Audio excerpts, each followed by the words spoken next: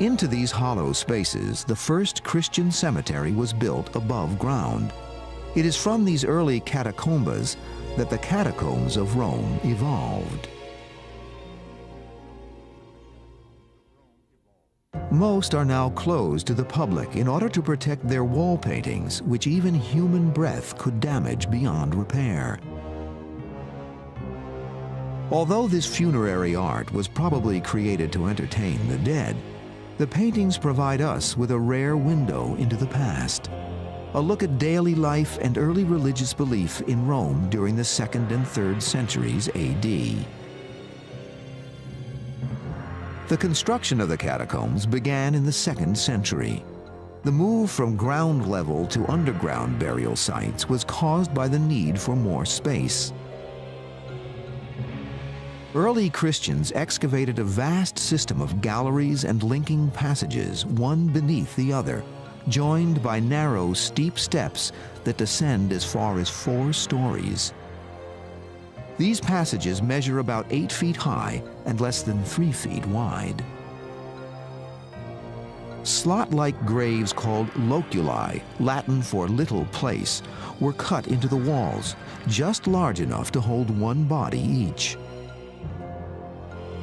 It was into these slots that the bodies of common workers, mothers, children, and elders were interred.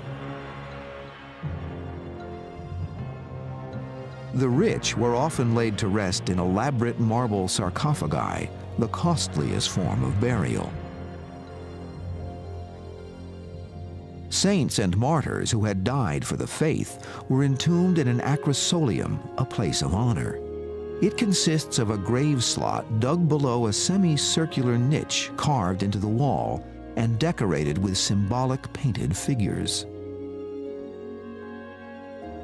Many of the catacombs were named for the saints who were buried inside them. Those named for Saints Peter and Marcellinus contain paintings that provide clues about the men who dug these cities of the dead.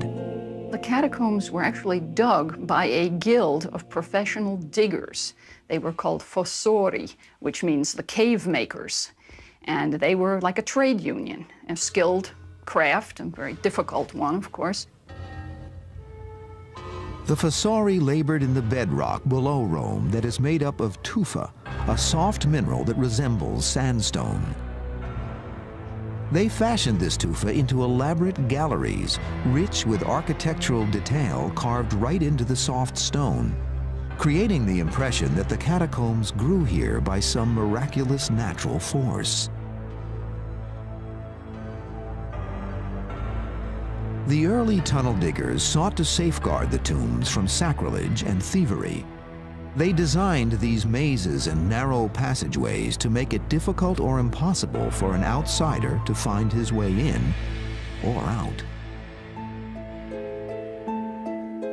When you combine then the idea that the body must be preserved because in Christian dogma it will rise and be restored to its human state, then the preservation of the body underground in a place that's hard to get into, can be guarded and the like, makes good sense. The passages were so dark and foreboding that the Latin scholar St. Jerome wrote that a Sunday visit to the crypt of a martyr more resembled a visit to hell. I was accustomed to visit, on Sundays, the sepulchres of the apostles and martyrs. And often did I enter the crypts, deep dug in the earth, with their walls on either side lined with the bodies of the dead, where everything is so dark that it almost seems as if the psalmist's words were fulfilled. Let them go down alive into hell. Modern-day visitors still report a sensation not unlike what St. Jerome felt over 1,000 years ago. The experience of entering a catacomb is really not like any other experience I can think of. They are very cold. The temperature drops 40, even 50 degrees. It's damp underground. Today there's just a faintly moldy smell to catacombs, nothing worse than that. But the most striking thing about catacombs is the absolute pitch blackness. And the archaeologist has a flashlight, a very powerful flashlight, but the minute he's out of sight, the minute he turns a corner, it's as if he's not there at all. And that is a very, very unnerving sensation. Here and there, the light, not entering through windows, but filtering down from above through shafts, relieves the horror of the darkness. But again, as one cautiously moves forward, the black night closes round to bring the dreadful silence of the night. St. Jerome, Latin scholar. The only natural light and ventilation in the catacombs came from small openings in the ceiling called lucinati. It was also through these openings that water was brought down to be mixed with tufa dust to make the mortar needed to seal the graves. The social and spiritual importance of death to the early Christians led to more than 2 centuries of catacomb building. Religious persecution and diseases like plague ensured a high mortality rate in Rome. There was no shortage of corpses whose last wish was to be entombed beneath the city in the catacombs. To step down into a Roman catacomb is to enter another world. The narrow tunnels lead the visitor back in time, nearly 2,000 years. The earliest catacombs, built during the 1st century A.D., were probably elite burial grounds for noble families who had the tombs dug beneath their land. These were later enlarged to accept the burial of their Christian brothers, as well as Jews and others who were repulsed by the practice of cremation. It was in the 2nd and 3rd centuries, however, that catacombs took on their full importance as burial places for the people who were called saints and martyrs. Many of the martyrs met their death at the hands of Roman mobs. How often does a hostile mob, bypassing the regular courts, assail us? In their riotous fury, they do not even spare Christians who are dead, but plunder their corpses. Quintus Septimus Tertullian, Christian theologian, 220 AD. Many early Christians met their death not at the hands of a mob, but in arenas such as the Colosseum and the Circus Maximus. It was here, as part of a larger reign of persecution, that some Christians chose to suffer death in the jaws of a lion rather than renounce their religious principles. Other times, they were forced to fight with trained warriors, a spectacle that was considered entertainment in Rome.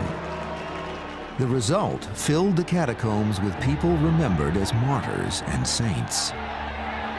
So much of the early Christian world really is lost in legend that we don't always know exactly what these people did to deserve being called saints. But probably something heroic. They may have been killed in one of the persecutions by the Romans, and probably these were people who died a martyr's death, who died for their faith, and that's why they were sainted. One of the saints buried in the catacombs was St. Paul. It was Paul who had popularized the belief in resurrection among the early Christians. If Christ had not been raised, your faith is futile. Christ is the first fruits of those who have fallen asleep. St. Paul. It was in the confidence of resurrection inspired by St. Paul that the ancient Christians buried their dead in the catacombs. St. Paul was the man who had the vision that Christianity could be something more than just a religion for Jews, that it could be an international faith. And it was Paul who made Christianity an international faith. For this reason, the catacombs became a place for ancient Christians to visit and worship the saints and martyrs. For centuries, faithful Christians, called the cult of the martyrs, knelt in worship at the tombs of those who had died for their religious beliefs. This 6th century altar, now in ruins, was used by the cult of martyrs. More clues about these early practices come from nearby paintings. The paintings in the catacombs give us some of our best clues to what early Christian practice really was. And you have pictures of mixed groups of people sitting around tables, drinking wine, and eating bread. And this was a very touchingly simple kind of a ceremony. Scholars believe that this simple communal meal of bread and wine, chronicled in numerous catacomb paintings, is the origin of the ritual that eventually came to characterize the Catholic Mass.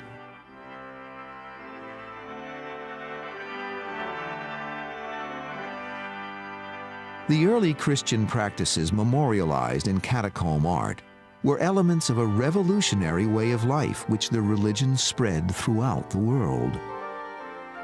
Foremost was the belief that death was not the end, but was the gateway to divine deliverance and eternal life. The biblical story of Lazarus, miraculously restored to life by the touch of Jesus after 4 days in the tomb, is depicted on numerous catacomb walls. One wall, named Priscilla, illustrates the biblical story of 3 youths in the flames of Nebuchadnezzar. They were 3 young Hebrew boys who had been thrown into a furnace by the king of Babylon during the time the Hebrews were captive in Babylon. And they didn't burn up, thanks to the intervention of God. So this is one of these wonderful, archetypical images of salvation from the jaws of death, which the Old Testament provides in abundance, and which the Christians used as symbols of their own salvation. That just as God saved the 3 Hebrew boys from the fiery furnace of Babylon, so God will save us. Interestingly, the early Christians were reluctant to depict Jesus Christ directly on the walls. But nearly all catacombs in Rome contain a curious image of the Good Shepherd. The Good Shepherd can be understood in a sense as an image of Christ that reflects a metaphor that Christ used of himself in the gospel narrative. He described himself as the Good Shepherd. And the use of the Good Shepherd in the Christian catacomb is a way of depicting Christ without actually portraying him. Animals of all sorts appear on these walls, including peacocks that were thought to be symbols of rebirth and eternal life. The catacombs were also decorated with images of a garden. One of the major themes of pagan funerary art in late antiquity, which the Christians absorbed, was the theme of the garden. The afterworld was imagined as a beautiful garden where all of the pleasures of this life were possible. And the imagery in the Christian catacombs takes over many of these garden themes. We find birds and flowers, trellises, garden architecture, depictions of the seasons, of the skies. The early Christians freely adopted Greek and Roman symbols and mythology for inspiration in the catacombs. Many walls depict Hercules, the great mythological hero who was famous for his courage and strength. Here, Hercules is killing the multi-headed Hydra of Lerna, which could grow 2 new heads for each one it lost. Also intriguing was the early Christian use of dolphin images. Dolphins are Greco-Roman symbols. They're these sea creatures that, according to Greek and Roman mythology, they thought that dolphins carried souls across the seas into the afterlife.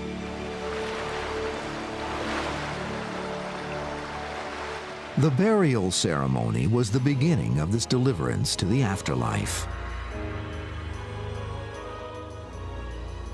After descending past the catacomb entrance, bodies of the departed were sometimes carried great distances through the corridors that led to the loculi, or acrosolium, that had been prepared to receive the corpse.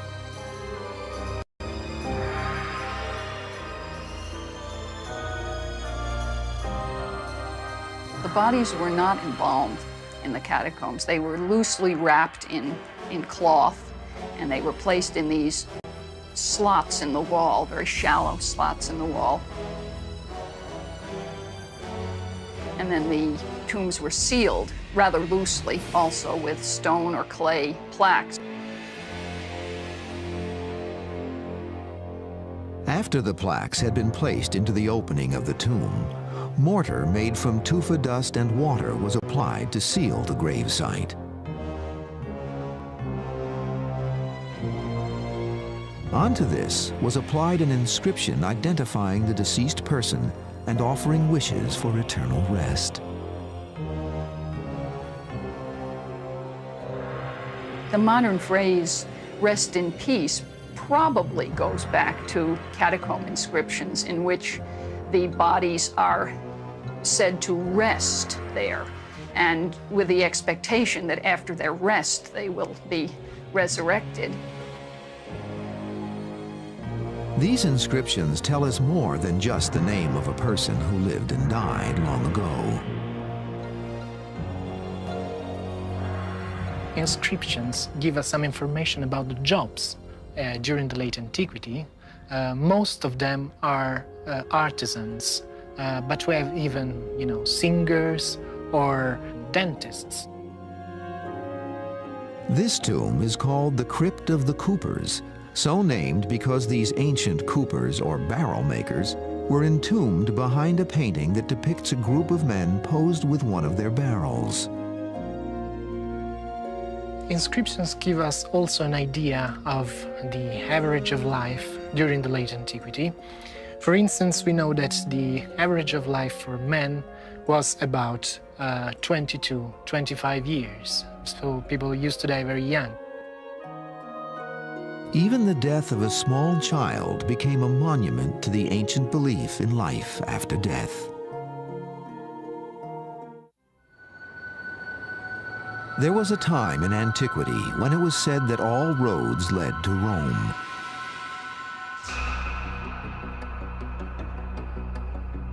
In 400 AD, the most important road in ancient Rome was called the Via Appia. By this time, the largest and most elaborate catacombs had been built here. New ones were being dug, and soon there would be more than 60 miles of underground cemeteries snaking below the city. It was truly a city of the dead, a necropolis. This was the largest. The ancient Christians had named it Domitilla.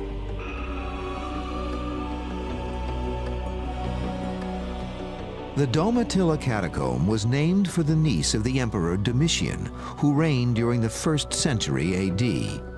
Digging for the Domitilla catacomb probably began during this century and continued for over 200 years. Marks from the pickaxes of the fossori, the grave diggers, can still be seen here.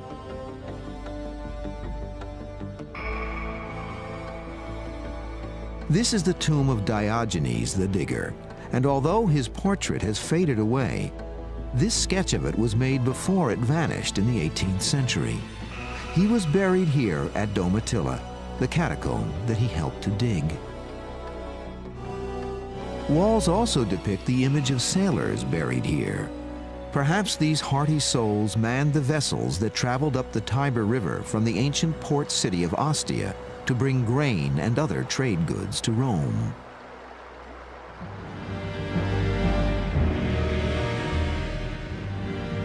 The Domitilla catacomb is a marvel of space and efficiency. With 4 or 5 grave slots dug one above each other, there are at least 10 graves stacked in the walls for every 6 feet of underground hallway. By the end of the 5th century, there were 750,000 people buried in the catacomb tunnels that surround ancient Rome. The catacomb of Domitilla consists of several superimposed networks of corridors. It's one of the Roman catacombs that's most clearly organized on a geometric grid.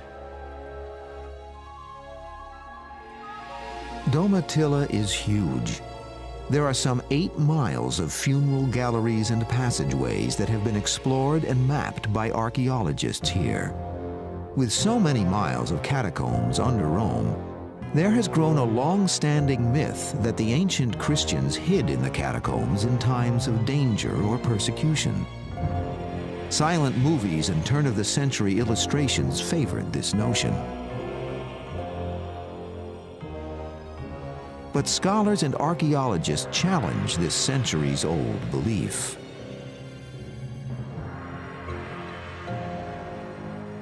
The catacombs weren't built as hiding places. They were built as underground graveyards. And it doesn't take too much imagination to realize why they were very bad hiding places. History tells us that the Roman authorities knew of the existence of the catacombs and their locations. If the ancient Christians needed a refuge, the catacombs could not have been considered secret. The real reason why people couldn't hide down there was the smell. That there are thousands of bodies decomposing down there. The stench must have been unbelievable. And the smell of putrefying human flesh is, extremely distressing and nauseating and psychologically horrifying. And it's poisonous.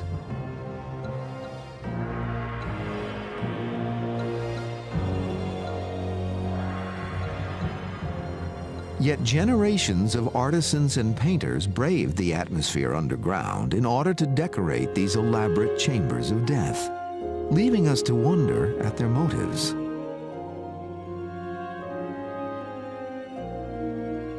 Why should the catacombs be decorated with anything? When you stop to think of it, why should any tomb chamber be decorated with anything? Why should the pyramids of Egypt be decorated inside? People seem to feel that the dead needed that kind of attention and that they needed a pleasant resting place. But this was more than frivolous decoration. The ancient Christians were leaving the departed something important. About 9/10 of all the paintings known in catacombs are Old Testament paintings. Clear symbols of death and resurrection. For example, Jonah, in the 3 basic things, he sees the whale, he gets swallowed by it, and then he's spit out into the ocean. That's a very common scene, and it is, of course, clear reference to evil and good, to the saved person. The biblical story of Daniel in the lion's den is represented by a nude person standing between 2 lions. The ancient Christians believed Daniel conquered this danger with prayer. These paintings often surprise present-day observers because of their apparent lack of refinement. Anyone expecting the polish and perfection of the imperial Roman art that was created above ground would probably call these works naive or haphazard. But there's a simple reason for the discrepancy between the 2 standards of beauty. The reason the catacomb paintings look slapdash is really very simple. It's that the conditions under which they were painted were so terrible. Pitch dark down there, lit only by flickering torches. It's cold, it's damp, and back then you had this horrendous smell of rotting bodies. No one would want to spend a lot of time down there, and as far as inspiration for great art, I don't think so. Yet despite the challenge of their surroundings, the simple artwork of the catacombs allows us to stand between 2 worlds. An ancient world of purity, faith, and simplicity of worship, and a modern world where the symbols of these time-worn beliefs are fading away.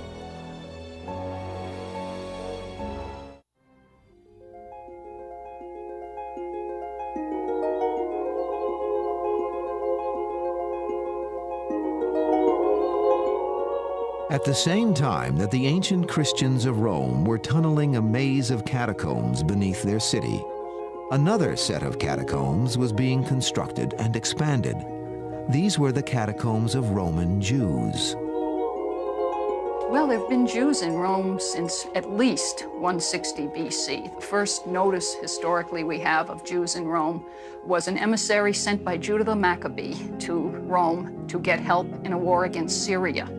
More Jews moved to Rome from Alexandria, which was a big Jewish center in Roman Egypt. And so the Jewish community in Rome is actually the oldest continuous Jewish community in the entire Western world. The principal Jewish catacombs are Via Torlonia to the north and Via Rondinini, which lies under the road called Via Appia Antica, site of the original Catacombas burial places. Although they may predate the Christian catacombs, the story the Jewish catacombs tell is timeless.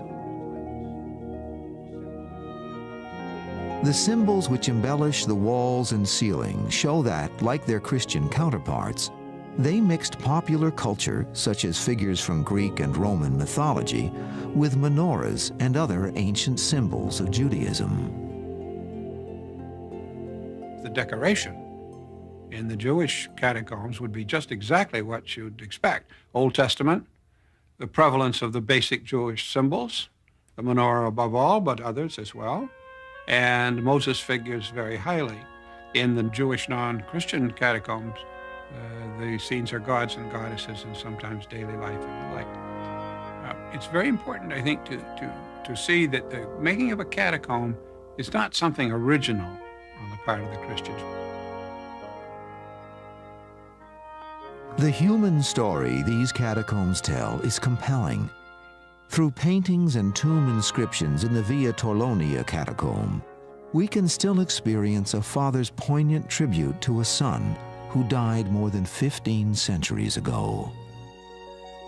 There was a Jewish catacomb inscription in which a man was actually talking about his adopted child, which right there tells you people adopted children in antiquity. And this father says he wishes he could put his son, his dead son, in a golden coffin. And obviously he didn't have the means to do that. And he goes on and he says he was the most sweet child and he was an incomparable little boy. And it feels like he died yesterday, you know. This grief seems so fresh. It is an historic irony that above the Jewish catacomb of Via Torlonia stands the wartime residence of the fascist dictator Benito Mussolini. During World War II, as he denounced the Jews as strangers in Italy, he lived above a Jewish resting place that was nearly 2,000 years old. There is yet another Roman catacomb that is most curious. This is because it lies over 1,000 miles away from Rome. It is beneath the Egyptian port city of Alexandria. Here, time-worn relics of ancient Egypt can be seen resting alongside Romanesque pillars. The catacomb is called Combe el Shagafa. Inside, we see a place where two cultures have blended into one. Built during the 1st and 2nd centuries AD, at the time when Alexandria was part of the Roman Empire, this magnificent catacomb looks much like those of ancient Rome. Unlike the Roman catacombs, the dead were lowered through a shaft, while the living walked down the surrounding spiral stairway.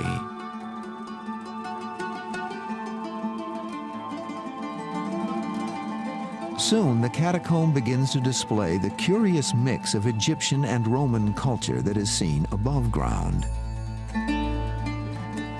A ritual chamber is guarded by images of the serpent, traditional Egyptian symbols of protection. Above the serpent is the head of Medusa, the symbol of protection used by the Romans. Like its counterparts in Rome, Combe el Shagafa was illuminated by the same shafts the Romans called lucinati. Unaccountably, one chamber named for Emperor Caracalla in 217 AD held the bones of both men and horses. Perhaps they died together in battle, but the tomb has not revealed the true reason.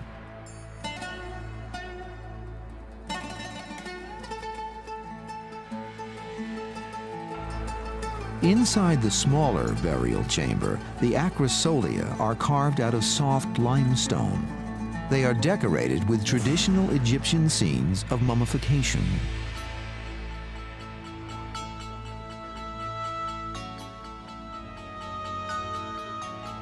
The figures of a wealthy man and woman who were buried here stand gazing out from behind ancient stone eyes. No inscription survives to inform us of who these Romans were or what brought them here to Alexandria. They would never know that the days of underground cemeteries were coming to an end.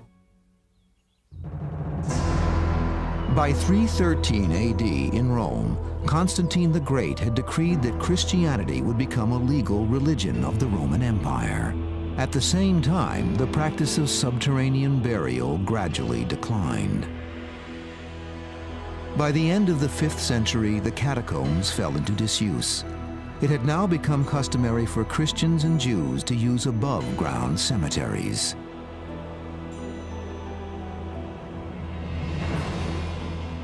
The monumental legacy of vast labor and ancient culture left in the catacombs was largely abandoned. The reasons why the catacombs were abandoned are almost as mysterious as the reasons why they were started to begin with. Some people say that once Christianity was legalized, that there was no further reason to have burials underground. Another puzzling truth is that by the 9th century AD, the catacombs had not only been abandoned, they had been completely forgotten by worshippers. By the late Middle Ages, the bones had begun to disappear. The cause was not divine resurrection, but looting. The practice of stealing bones from the catacombs was unfortunately extremely prevalent during the Middle Ages. In fact, miles of catacomb corridors were picked clean of bones during the Middle Ages, which is why when you visit most catacombs today, you don't see any bones at all, because they were long ago carted off as relics. There was a belief that they had magical properties. In the Middle Ages, at least, people believed that. People in and around ancient Rome visited the catacombs during this time as sightseers or pilgrims, curious to touch the tomb of a martyr. Vandalism was common, and it is in the catacombs that we find the earliest examples of a problem that still plagues cities today: graffiti. Pilgrims used to sign their names on the walls close to the martyr's tomb to say, "I've been there," and sometimes we have graffitis, inscriptions, just like, "Please pray for me." The Middle Ages saw the catacombs visited by the thoughtful and the destructive. But their true value as a time capsule and a window into the past would not be appreciated until more modern times.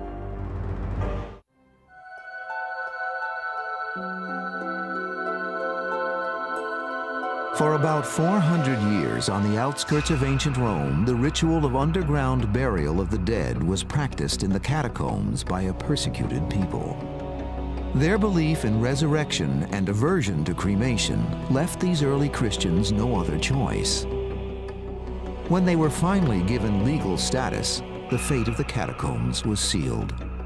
No longer necessary, the catacombs were forgotten for nearly 10 centuries. One of the reasons catacombs were forgotten about is the very fact that they are underground. There's nothing obvious to tell you where a catacomb is. In fact, the discovery of some catacombs has been purely accidental. The first discovery took place in June of 1578, when by chance some workmen digging near Rome came upon an underground cemetery, the catacomb. This set the stage for one of the most industrious investigators of this period, Antonio Bosio, whose published work, Roma Sotterranea, or Underground Rome, contained notes and descriptions of his explorations of miles of tunnels and burial galleries. This earned him the reputation as the Columbus of the catacombs. Modern archaeologists owe much of their understanding of these ancient tunnels to another man. His name was de Rossi. The study of the Roman catacombs takes another great leap forward with the appearance of Giovanni Battista de Rossi in the 19th century, who continues to a large extent the work of Bosio in documenting the Roman catacombs, but also attempts to place it on a new scientific basis. A lawyer by training, Giovanni Battista de Rossi provided modern archaeologists with the first detailed maps of the catacombs. He would also provide historians with catalogs of the artifacts that he uncovered during his years of exploration. The work of de Rossi helps to confirm the modern understanding of the use of ceremonial objects in the catacombs. His illustrations suggest that, like the walls, ritual artifacts such as oil lamps were also decorated with Christian symbols such as the familiar image of the Good Shepherd. De Rossi also chronicled the process of sealing decorated pottery or vessels containing fragrant oils into the tombs. Other research revealed that mementos of the deceased life and work were placed into the mortar of the tombs. Of the 60 miles of catacombs believed to exist beneath modern Rome, only about 40 miles have been actually explored. The most recent discovery took place in 1955 during the construction of an apartment building. Named Via Latina for the ancient road which lies above it, this catacomb is small by Roman standards, but it is so well preserved and richly decorated, it has come to be known as a museum of 4th century culture. Its size and architecture have led scholars to theorize about the people who built it.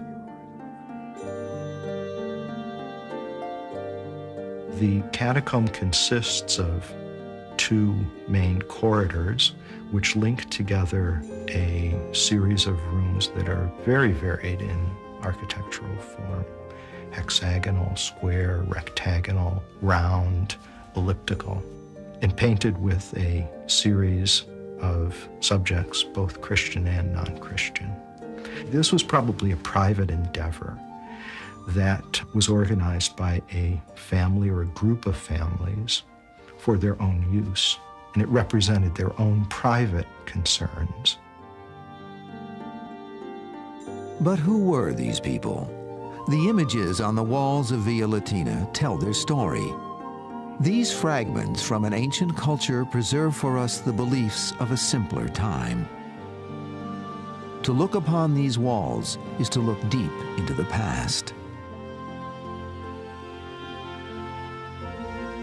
This painting gives observers an insight into what a 4th century physician might have taught his students. It has been named the anatomy lesson.